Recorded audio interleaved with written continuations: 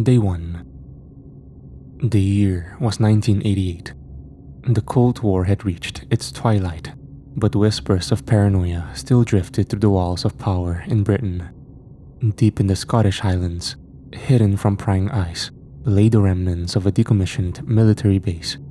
Once a strategic stronghold during World War II, now a forgotten ruin buried beneath the earth, long since abandoned by soldiers. The base was cold, damp and crumbling with the duress of time, its tunnels stretching like veins through the mountain's heart. To most, it was nothing more than a relic, but to a select few within the Ministry of Defense, it was the perfect location for something no one was meant to see. The landscape surrounding the base was as desolate as the base itself, wild, unwelcoming, and utterly forsaken. Rugged hills stretched for miles, covered in dark, windswept heather that seemed to absorb the dim light of the gray sky. The air was sharp and damp, carrying the scent of peat and rain, and the wind howled through the highland valleys with a mournful, bone-chilling wail. The sky, perpetually overcast, cast an eerie pallor over the land, making it seem as though the sun had abandoned this place long ago. Even the locals, those hardy souls who lived in the scattered villages at the edges of the highlands, spoke of the area with hushed voices. They called it a cursed place, where the earth itself seemed to hold grudges. Nothing grew there except the stubborn patches of grass and moss that clung to the jagged rocks. No birds circled overhead, and the sound of animals was conspicuously absent, as though even nature had decided this part of the world was unfit for life. Beneath the surface, the base's labyrinthine tunnels delved deep into the rock, a sprawling network of long-forgotten passageways and reinforced chambers. The walls were slick with moisture, the once sterile concrete now cracked and eroded, dripping with condensation from the cold earth above. Water pooled in the lower levels, stagnant and foul-smelling, and the distant echoes of the team's footsteps reverberated unnervingly through the corridors. The deeper they went, the more oppressive the atmosphere became, heavy as though the weight of the mountain itself was pressing down on them. The lights, few and flickering, barely pierced the gloom, casting shadows that twisted into strange shapes along the walls. Every turn, every corner felt like stepping into the maw of some ancient, forgotten creature that had been lying dormant beneath the mountain.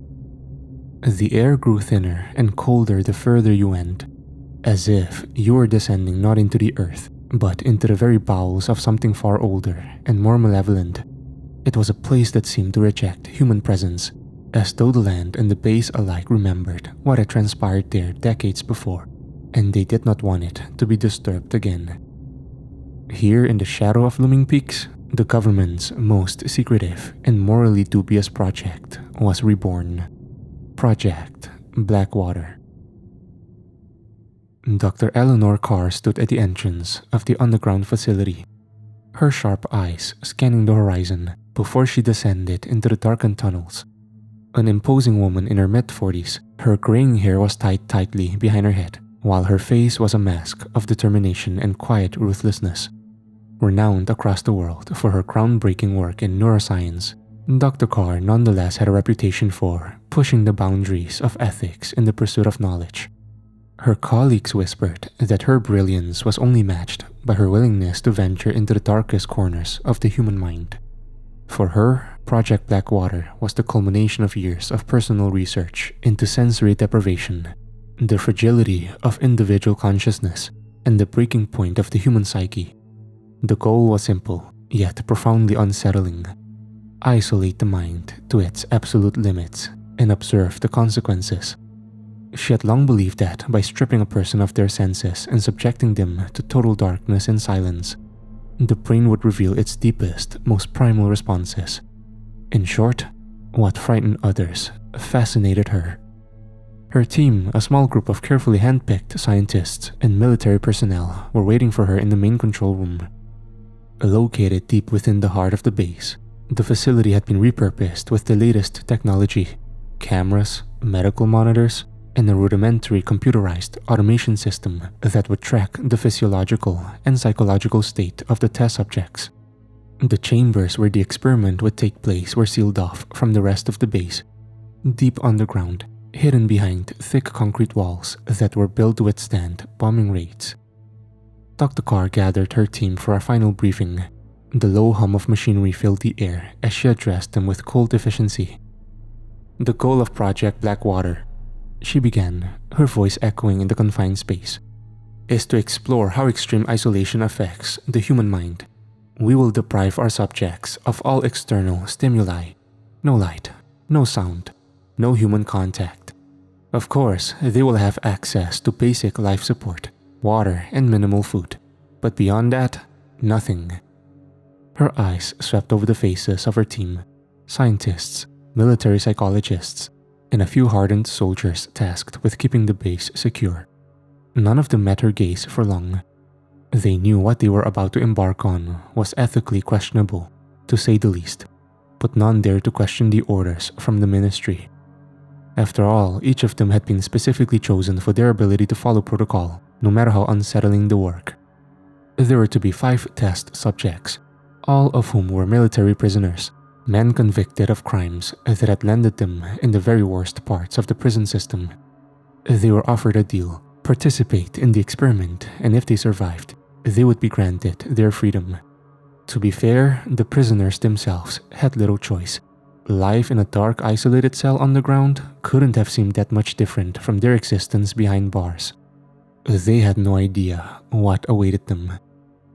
One by one, the prisoners were escorted into their designated chambers. The rooms were small, barely large enough to stand or lie down. The walls were soundproof, padded, and devoid of any windows. A single camera in the corner of each chamber would record everything, their every move, every twitch, every moment of madness that might come. The only illumination was a dim red light, which would be extinguished as soon as the experiment began. After that, nothing. Only darkness. Dr. Karl watched from the control room as the steel doors to the isolation chambers slid shut, firmly sealing the prisoners inside. The hum of machinery filled the silence as the computerized automation system powered up, displaying each subject's vital signs on a series of monitors. Heart rate, brain activity, respiratory function, all recorded in real time. "We will observe them remotely," Dr. Karl explained to her team. Her voice was calm and clinical. "The computerized automation will track their physiological responses, while we focus on the psychological. If our hypothesis is correct, we will see a gradual breakdown of their mental faculties as the isolation takes hold. Fear, paranoia, hallucinations, all of these are expected. But we must push them further. Only by pushing the mind to its breaking point will we uncover the true nature of human consciousness and the very essence of what we are as a species, that which makes us distinct from all other animals." As she spoke, the team adjusted the settings on their monitors, preparing for the days ahead.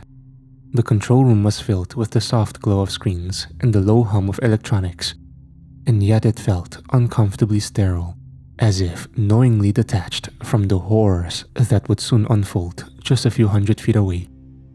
Dr. Karl's gaze lingered on the screen, showing Subject 1, a man with deep-set eyes and a hardened face. He sat in his chamber, staring at the wall, completely unaware of what awaited him. He wasn't alone in that. None of the test subjects truly understood what they had agreed to, and something akin could be said of Dr. Karl, though she would never admit it. She wasn't entirely sure what she was about to unleash either. Nevertheless, she couldn't let doubt cloud her mind. The experiment had begun. There was no turning back now. One by one, the red lights in the subjects' chambers blinked out, plunging them into total darkness, and the base fell into an overwhelming silence. Only the soft hum of the computerized automation system and the steady beeping of heart monitors reminded the team that life still persisted within those cold, concrete walls. For now. Dr. Karl stood back. Her heart was racing in quiet anticipation.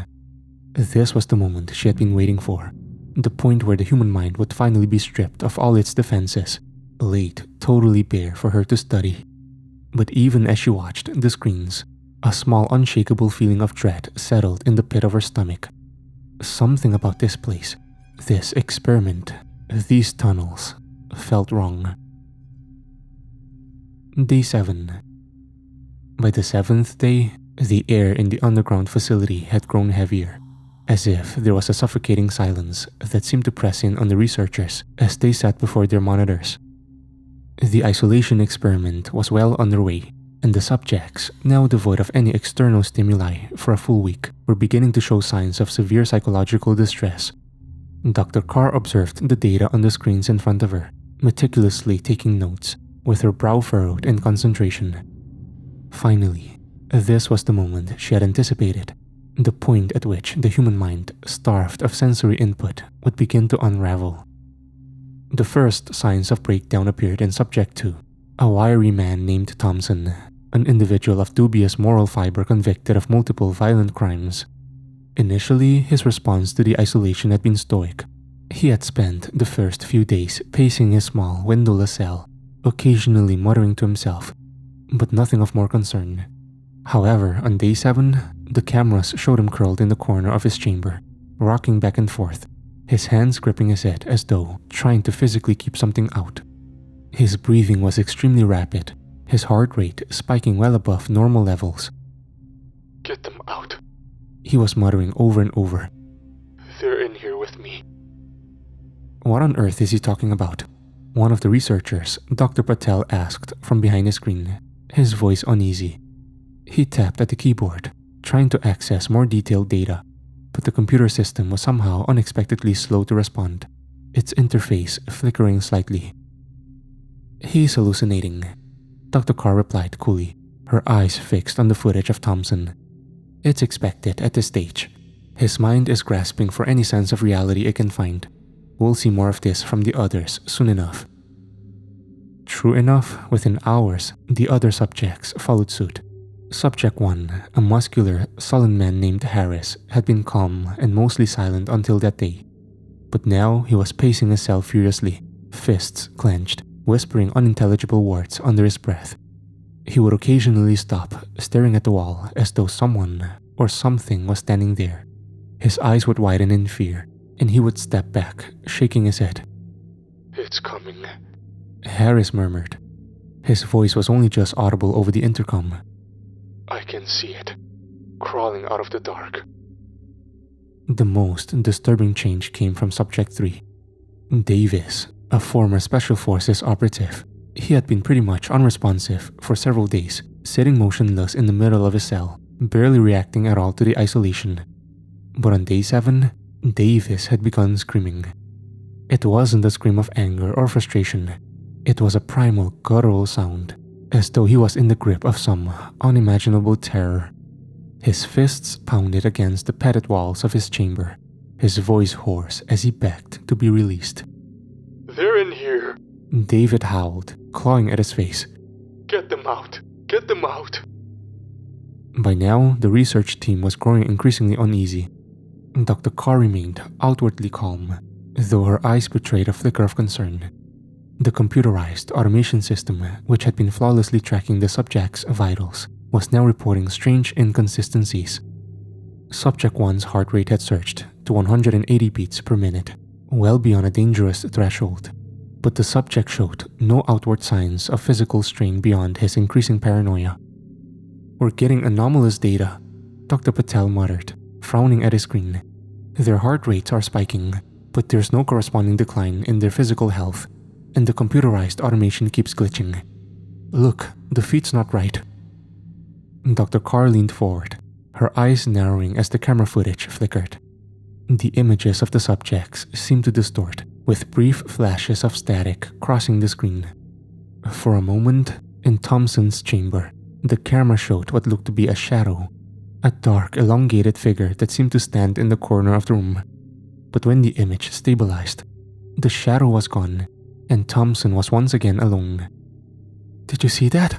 One of the other researchers, Dr. Mallory, asked, her voice tense. "What was that?" "Just interference," Dr. Karl said quickly, though even she wasn't entirely sure. She tapped at the controls, attempting to reset the cameras, but the system was sluggish, unresponsive. The computer system's diagnostic readings blinked erratically, spitting out data that made no sense, spikes in brain activity that should have rendered the subjects unconscious, heart rates that fluctuated wildly, yet never seemed to cause any physical distress. As the team scrambled to figure out what was wrong, the intercom system suddenly crackled to life. At first, it was just static, a low hiss that filled the control room. Then, beneath the noise, voices began to emerge, faint, garbled, as though coming from a great distance. The researchers froze, staring at the speakers, trying to make sense of the sounds. They're coming, the voice whispered, distorted, but unmistakably human. We are waiting. Who's that? Dr. Mallory asked, her voice tight with fear. That's not one of the subjects, is it? Before anyone could answer, the intercom crackled again, this time louder, more insistent.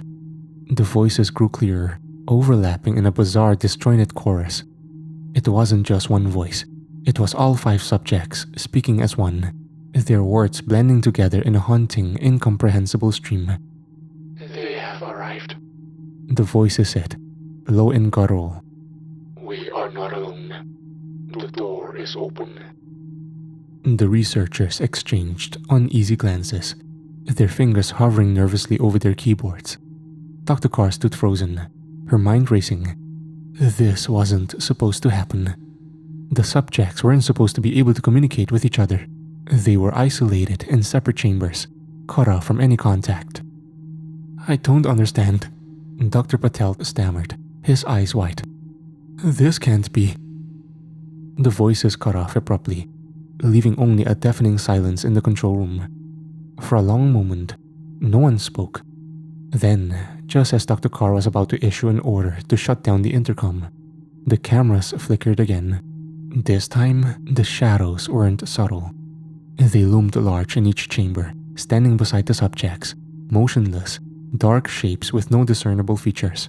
The subjects stared at them, wide-eyed, trembling, but they made no move to escape. They didn't scream. They simply watched. Dr. Karl's heart pounded in her chest as the realization struck her. Whatever was happening in those chambers was no longer within her control. Day 10. By the 10th day, the atmosphere in the control room had shifted from tense curiosity to something far more unnerving. There was an undercurrent of fear, barely contained beneath the professional detachment of the research team. The footage from the cameras inside the isolation chambers had become more disturbing with each passing hour. What had initially been dismissed as hallucinations, the shadowy figures that appeared to stand in the corners of the rooms, had now taken on a chilling clarity. The figures were no longer fleeting glimpses. They lingered, looming over the subjects, their presence undeniable. On the monitors, the shadows moved with purpose, drifting across the cells, sometimes hovering mere inches from the prisoners. The subjects no longer screamed in terror as they had in earlier days. Instead, they sat motionless, eyes wide, watching the figure with a kind of horrified reverence, as though something beyond their comprehension was unfolding before them. Dr. Karl stood at the center of the control room, her eyes fixed on the screens. She had been silent for most of the day, her mind struggling to make sense of what she was seeing. Beside her, Dr. Patel and Dr. Mallory whispered nervously to each other, occasionally glancing at the flickering data feeds. The computerized automation system continued to malfunction, reporting bizarre fluctuations in the subject's vitals, heart rates that soared to deadly levels before abruptly stabilizing, brain activity that seemed to suggest a heightened state of consciousness, rather than the expected mental decline. Hallucinations, Dr. Mallory murmured, though her voice was shaky. It has to be. Extreme sensory deprivation can cause the brain to project images. It's a coping mechanism. Dr. Karl didn't respond. Her eyes were locked on the screen showing Subject 1, Harris. His once strong muscular body had deteriorated unnaturally fast over the past few days. His skin, now an unhealthy shade of gray, clung to his bones, and his face was hollowed out as though he had aged decades in a matter of hours. Yet, his eyes were disturbingly alert, wide and dilated, as if something that the cameras couldn't capture. He hadn't eaten in days, but he no longer seemed frail. Quite the opposite. Harris moved with an unsettling grace, his body seeming stronger, more powerful than it had ever been. "Look at them," Dr. Patel whispered, pointing at the screen showing Subject 2. "They're decaying, but they're also getting stronger. That's not possible." When Dr. Karl finally spoke, her voice was low and subdued. "It's beyond isolation now. Something else is happening." The Ministry of Defense had been breathing down her neck for days, demanding updates, pushing for results. The success of Project Blackwater in their eyes was paramount. They needed something, anything that could justify the cost and secrecy of the experiment. Dr. Karl had assured them that the breakdown of the subjects' minds was a necessary step toward uncovering the true nature of human resilience under extreme conditions. But this was beyond what she had anticipated. She was beginning to fear that whatever they had unleashed in those chambers could not be easily explained by science. The shadows continued to move within the rooms, sometimes brushing against the subjects, who flinched at the slightest contact but did not cry out. The physical changes in the prisoners were undeniable now. The skin of all of them had taken on a sickly gray hue, and their eyes were black, the pupils dilated beyond what should have been possible. Yet, they clearly were not weak or dying. If anything, they were growing stronger, unnaturally so. One of the soldiers stationed in the control room had commented that they looked like the Walking Dead, and the comparison had sent a shiver down the spines of everyone present. "We need to stop this," Dr. Mallory said, her voice barely above a whisper. "This isn't right. We should shut it down before." Before she could finish, the alarms blared. The sound was deafening, echoing through the control room and sending the team into a brief moment of panic. Dr. Patel rushed to his terminal, his fingers flying over the keyboard as he tried to determine the source of the alert. "It's the tunnels," he said, his voice rising in alarm. "There's been a collapse. Sections of the facility, they've caved in." Dr. Carr's heart raced. She grabbed the radio on her desk and called for the security team stationed outside the control room. Static crackled back at her, but no one responded. Her pulse quickened, and a sense of dread was creeping over her. "How bad is it?" she demanded, turning to Dr. Patel. "Bad," he replied, his face pale. "The tunnels leading to the isolation chambers, they've been sealed off. We can't get to the subjects." The panic in the room was unmistakable now. Dr. Mallory stood up, pacing nervously. "We have to get them out of there. They're trapped." "Calm down," Dr. Karl snapped, though even she felt the growing terror in her chest. "We can't act without a plan. The facility's structure is old. Collapses are possible, but it doesn't mean the chambers have been compromised." But the words felt hollow. Deep down, she knew something was terribly wrong. A flicker of motion on the monitors caught her eye. The shadows were growing darker, more defined. In Harris's chamber, the shadowy figure that had once been a fake presence now stood fully formed. A towering dark mass that seemed to absorb the light around it. Harris was standing too, his head tilted back, eyes wide as if in awe. The intercom crackled to life again, but this time, the voice that came through was not garbled. It was clear, cold, and unrecognizable. "We are here," it said, the voice deep and otherworldly. "The door is open." At this, Dr. Carr's blood ran cold. She glanced at the other monitors. Every subject was standing now, their bodies rigid, their eyes black. The shadows surrounded them, pressing close, almost merging with their decaying forms. "They're still alive," Dr. Patel said, his voice trembling. "They're vitals. They're still alive." "How?" Dr. Mallory whispered. "They should be dead." Dr. Karl shook her head, her mind racing. "It doesn't matter. We need to get out of here. We need to seal this place off." But before anyone could move, the facility's lights flickered, and the monitors cut to static. The shadows, the subjects, everything disappeared from view. The only sound left in the control room was the eerie, rhythmic beeping of the computer system, still tracking the subject's vitals as though nothing had changed. But Everything had changed. The door had been opened, and whatever had come through wasn't going to let them leave. The tunnels had collapsed, trapping the research team in the control room. The air grew thick with fear as they realized that escape was no longer an option.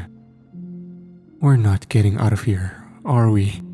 Dr. Mallory asked, her voice a thin whisper, barely holding back hysteria. Dr. Karl didn't answer. She was staring at the blank screens, her mind racing, searching for a way to stop the nightmare she had unleashed. The downward spiral. The control room had descended into chaos. The flickering lights cast unsettling shadows, while the static-filled monitors offered no glimpse of what was happening inside the isolation chambers. Eleanor's hands trembled as she stood before the console, her eyes dotting between her terrified team and the unresponsive controls. The realization had settled over her like cold weight. The experiment had spiraled far beyond their control. "We're shutting this down," Dr. Karl ordered. Her voice was sharp and stubborn, though a noticeable threat of fear undercut her usual calm. She slammed her hand on the emergency abort button, expecting the system to cut power to the chambers and end the experiment. But nothing happened. The button flickered weakly beneath her palm, then went dead. Dr. Patel scrambled to the backup systems, his fingers flying across the keyboard. "The controls aren't responding. I can't access anything. The whole system's frozen." "Try again," Dr. Mallory shouted, with panic rising in her voice. She was pacing the room, her eyes wild, dotting from screen to screen. "We need to get them out of there." Dr. Karl clenched her fists. She was forcing herself to stay composed. "Reset the power grid. We'll shut everything down manually if we have to." As Dr. Patel worked furiously to restore power, the air in the control room grew oppressively thick as a sense of impending doom pressed down on them. The monitors remained blank, but now the intercom crackled to life once again, filling the room with eerie, distorted whispers. The voices were disjointed, as if coming from deep within the tunnels, far away yet disturbingly close. "They are coming," the voices intoned, their cadence slow and rhythmic, as though reciting a chant. "The door is open. You cannot stop it." The words sent a chill down Dr. Karl's spine. The voices were no longer those of the subjects. They were something else entirely, something far more sinister. What is that?" Dr. Mallory asked, her face pale, her breathing shallow. "Who's saying that?" Before anyone could answer, the lights flickered violently, plunging the room into near darkness. The emergency backup lights kicked in, casting the control room in a dim, reddish glow. The beeping of the life support systems continued in the background, a steady reminder that, impossibly, the subjects were still alive somewhere deep within the facility.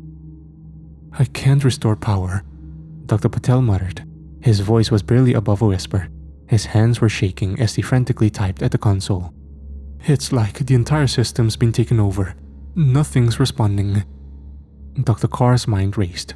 She glanced around at her team, scientists and soldiers who had once trusted her to lead them through this experiment.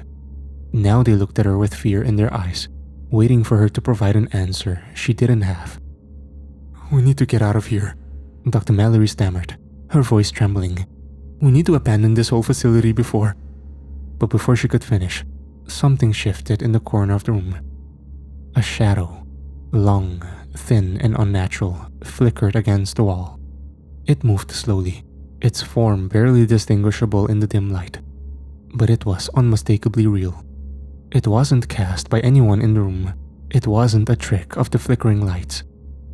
Dr. Karl's breath caught in her throat. Her eyes widened as the shadow moved again, this time passing through the wall as if it were liquid, dissolving and reappearing near the far corner of the room. It flickered in and out of sight, like a figure moving between worlds. "Do you see that?" Dr. Patel's voice was barely a whisper, his face drained of color. What is that?" The shadow seemed to solidify, just for a moment.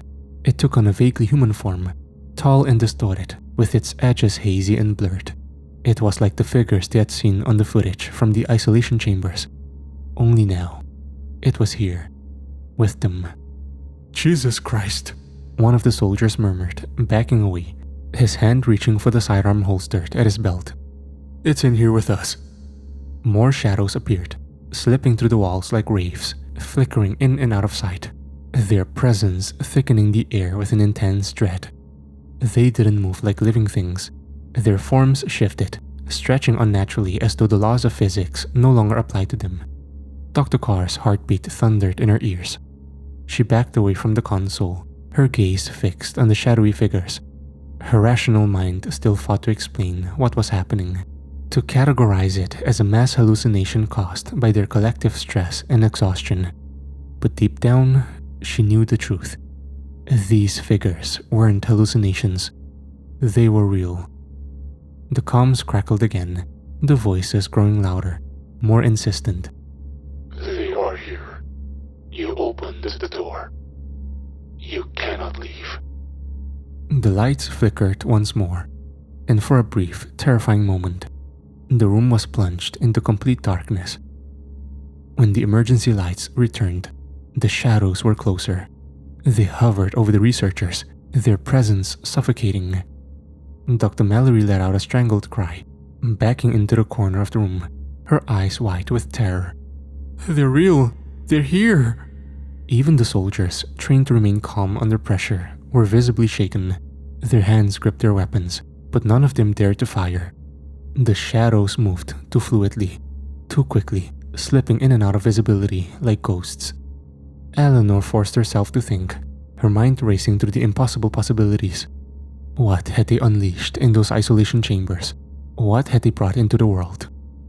The tunnels, Dr. Patel said suddenly, his voice barely audible over the growing cacophony of whispers.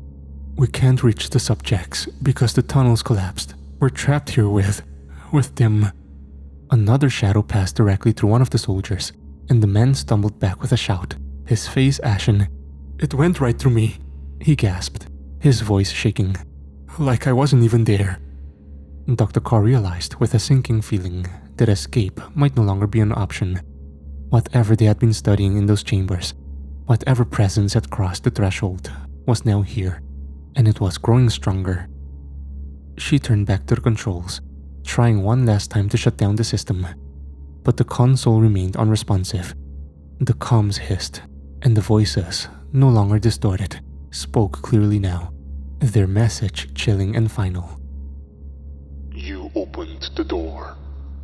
They said, echoing through the room. And now we are here. Dr. Carr's hands clenched the edge of the console as the shadows grew darker, larger, as if feeding off the fear that gripped the room. There was no shutting down the experiment. There was no escape. The experiment had only just begun. The collapse. The rumble began deep beneath the facility, a low resonant vibration that made the walls shudder and the floor tremble beneath their feet. Dr. Eleanor Carr barely had time to register the seismic shift before the ceiling above the control room groaned ominously, loose debris raining down around her team. Shouts of alarm filled the room as the ground heaved, knocking equipment off tables and sending several researchers sprawling. Dr. Patel grabbed onto the edge of his console, his face pale. The tunnels, more of them are collapsing. Another violent tremor shook the facility, and the lights flickered one final time before plunging the underground base into complete darkness.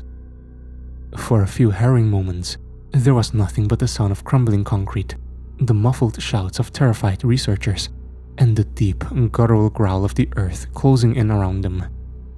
Dr. Carr's heart pounded on her chest as she fumbled for her flashlight. Her hands were trembling. When she finally clicked it on, the narrow beam of light illuminated the chaos unfolding in the control room. The others were doing the same, their flashlights cutting jagged paths through the blackness, the only thing standing between them and complete sensory deprivation. We're trapped down here, Dr. Mallory muttered, her voice shaking. She clutched her flashlight to her chest as though it were a lifeline. We're trapped. Panic was beginning to spread. Dr. Carr felt it too. the overwhelming weight of the earth above them, the realization that the tunnels had caved in, severing any possibility of escape.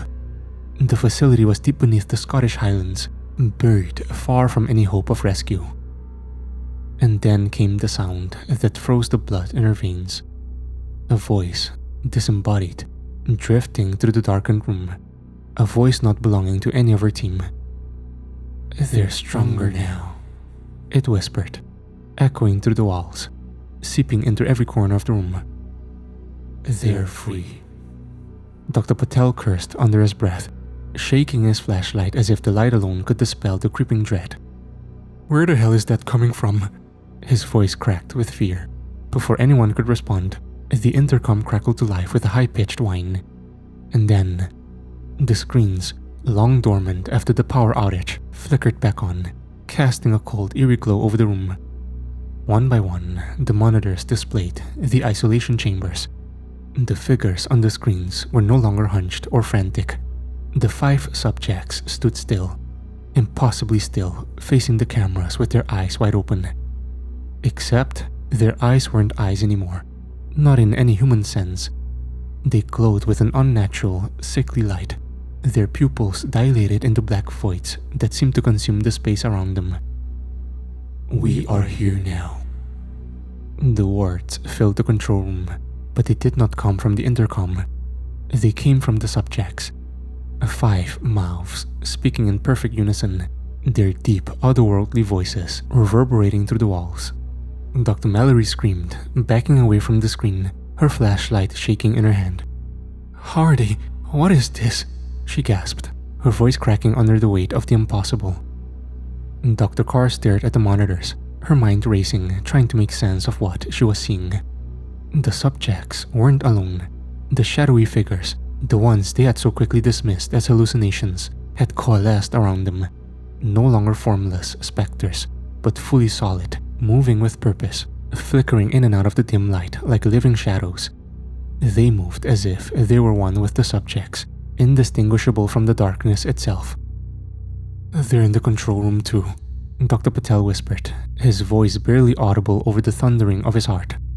"They're all around us now." Dr. Carr swallowed hard, forcing herself to think through the fear.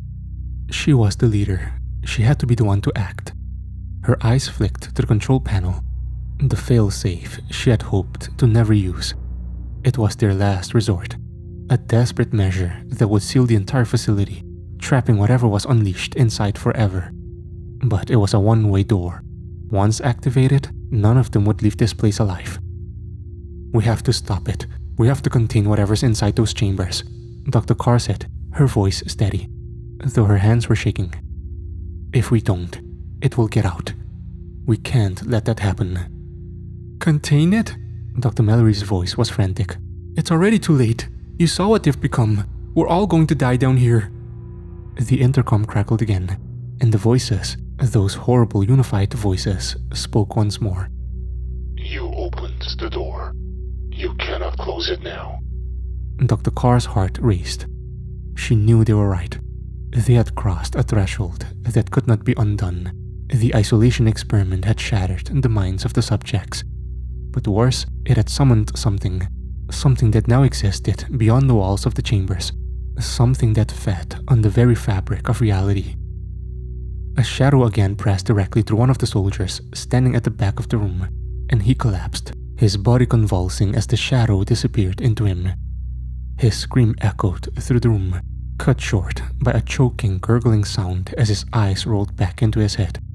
His skin grew gray, his veins darkening as if some unseen force was draining the life from him. Dr. Carr made her decision. There was no time left. She sprinted toward the emergency control panel, wrenching open the protective casing that held the facility's failsafe. "No!" Dr. Mallory shouted, realizing what Eleanor intended to do. "You'll kill us all." "We're already dead if we don't stop this," Dr. Carr snapped, her fingers trembling as she punched in the code. "This is the only way." Her hand hovered over the final switch. The failsafe would lock the chambers, collapse the remaining tunnels, and flood the facility with a toxic gas, ensuring that whatever had crossed into their world would be trapped down here forever. It was a death sentence for everyone inside, but Dr. Karl knew there was no other choice. She closed her eyes, took a deep breath, and pulled the switch.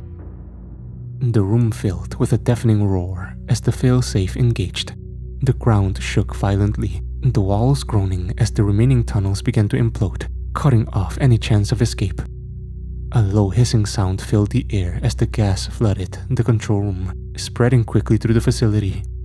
The last thing Dr. Karl saw before the gas overtook her was the monitors, flickering, distorted, and the glowing eyes of the subjects staring back at her. Their mouths moved in unison one final time, but their voices were no longer filled with menace. "You cannot contain what you have become," they whispered, their faces eerily calm. "We are here." And then, everything went black.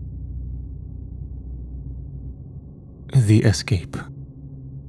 The gas hissed through the vents, thick and acrid, biting at Dr. Eleanor Carr's lungs as she staggered back from the failsafe switch. For a moment, everything was chaos, the ground trembling, the walls groaning, and her team's panic voices echoing through the control room.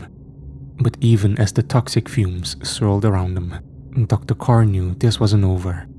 The experiment had gone too far, unleashed something beyond their control, and they were all trapped with it. "Everyone out, now!" Dr. Patel yelled, his voice strained as he covered his mouth with his sleeve, trying to filter the noxious gas. He grabbed Dr. Mallory by the arm, pulling her toward the nearest tunnel, the one that hadn't yet collapsed. The emergency lights flickered on, casting a dim red glow over the facility, barely illuminating the twisting maze of tunnels. Dr. Karl coughed violently as she stumbled forward, following the others. Her mind raced, still grappling with the horror they had unleashed. The shadowy figures, those things, weren't hallucinations. They were something else, something far older and more dangerous than any of them had imagined. "We need to reach the surface," Dr. Mallory gasped, her voice shaking with fear. "If we can get to the emergency elevator." But Dr. Karl knew deep down there was no escape. The tunnels were collapsing faster than they could run. And worse, she could feel it. The presence, the eyes watching them from the dark. The shadows moved along the edges of their flashlights, whispering just beyond reach, their voices a low mocking hum. As they ran, the first signs of the subjects appeared, their distorted silhouettes standing motionless in the distance. The flicker of Dr. Patel's flashlight caught one, a figure standing in the middle of the tunnel, its skin gray, eyes glowing with that unnatural light. It was no longer human, no longer the prisoner who had entered this place 10 days ago. It was now something else entirely. "They're free," Dr. Patel whispered, his voice hollow with realization. He stopped in his tracks, staring at the figure as it moved toward them, slow but deliberate. "Keep moving," Dr. Karl barked, grabbing his arm and pulling him forward. "We can't stop." They plunged deeper into the tunnels, but it didn't matter where they ran. The subjects, those grotesque remnants of their damned experiment, were everywhere now. Every corner they turned, there they stood, watching them with those glowing eyes. They moved in slow jerky motions, their bodies no longer bound by the limits of human flesh, as if the shadows themselves were guiding them. Dr. Mallory screamed as one of the creatures lunged at them from the side, its face inches from hers. But before he could touch her, it melted back into the darkness, a shadowy whisper that vanished as quickly as it appeared. "They're toying with us," she sobbed, clutching at her head. "They know we can't get out." Dr. Karl tried to silence the fear clawing at her chest. The air was thick with dust and gas now, making it harder to breathe, harder to think. Every breath tasted like the end, but they kept moving, driven by a desperate, primal urge to survive. The ground beneath their feet cracked and trembled, the sound of crumbling stone growing louder with every step. And then, the final collapse came. The tunnel ahead buckled with a thunderous roar. A wall of rock and debris surged toward them, the air pressure knocking them off their feet.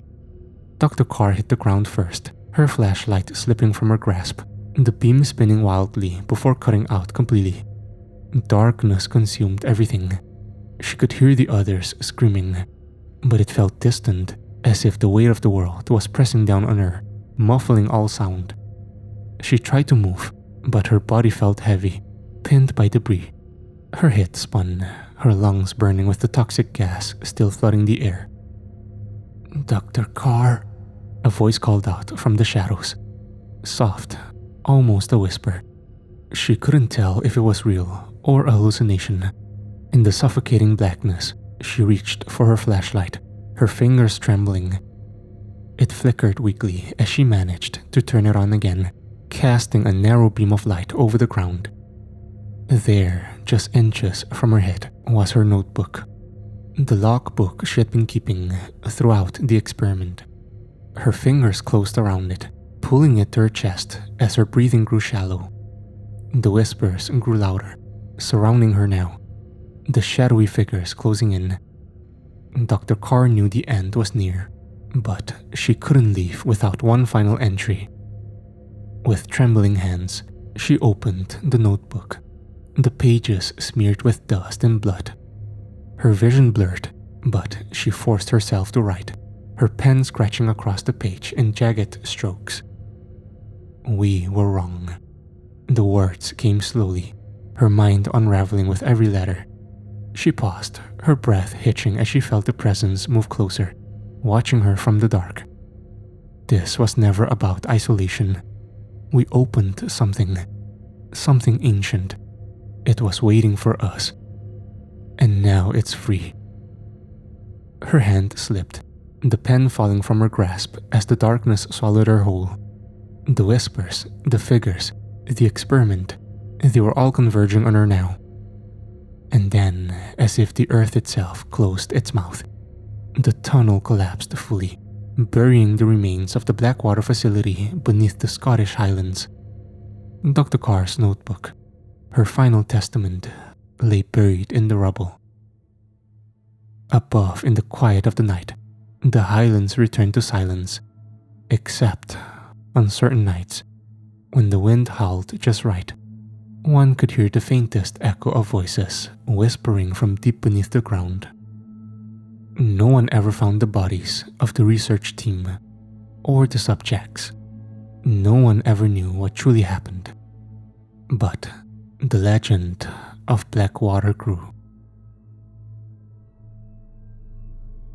The present day. It was early October, decades after the original experiment, when the small government task force descended into the long-abandoned Blackwater facility. The site had been sealed and forgotten by official records, but recent seismic activity had uncovered a partial entrance to the tunnels. The Ministry of Defense, long haunted by rumors and whispers, had quietly dispatched a team of investigators to assess the site and retrieve any salvageable data. Officially, it was routine, an effort to tie up old loose ends. Unofficially, though, the ministry was still searching for answers. The investigation team consisted of 3 members: Sergeant David Grant, a hardened military man; Dr. Emily Reeves, a geophysicist familiar with underground structures; and Professor Michael Harding, a historian specializing in declassified military projects.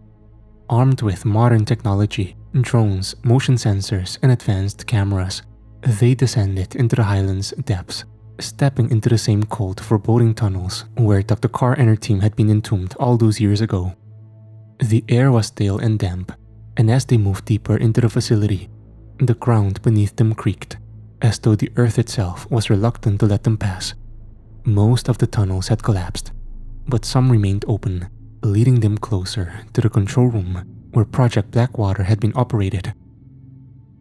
"Any signs of life?" Grant's voice asked over the comms as they moved deeper. "Nothing yet."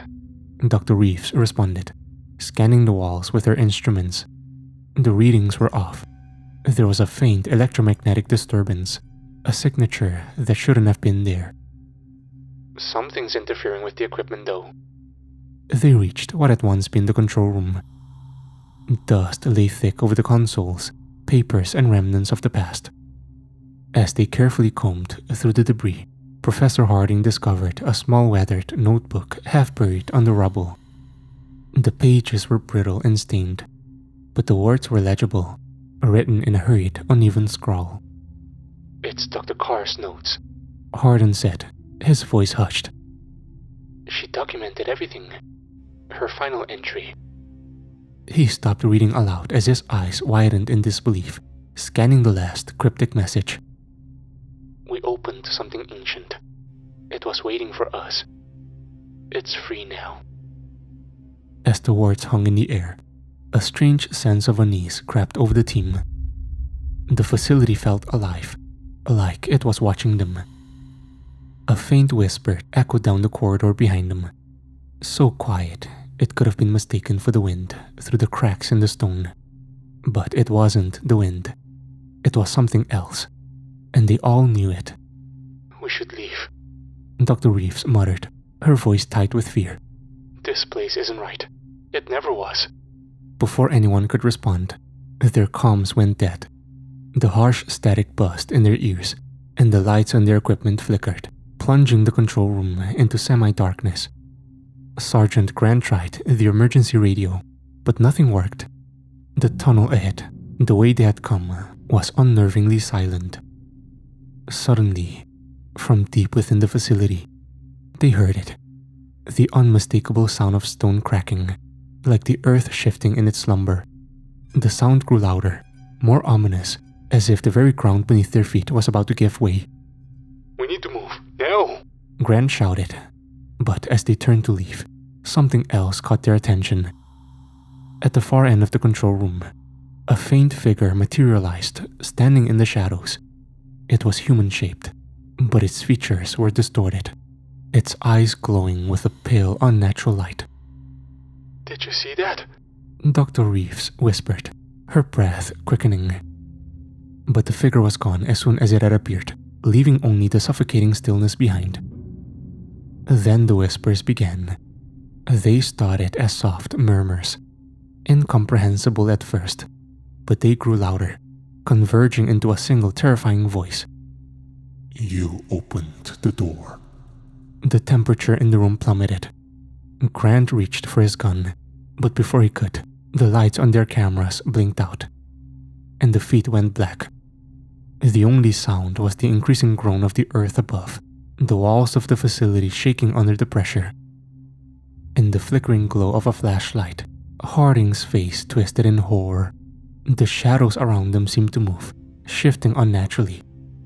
And then, as if in response to some unseen command, the investigators stopped, their eyes wide and unblinking, filled with the same eerie glow that had overtaken the subjects years ago.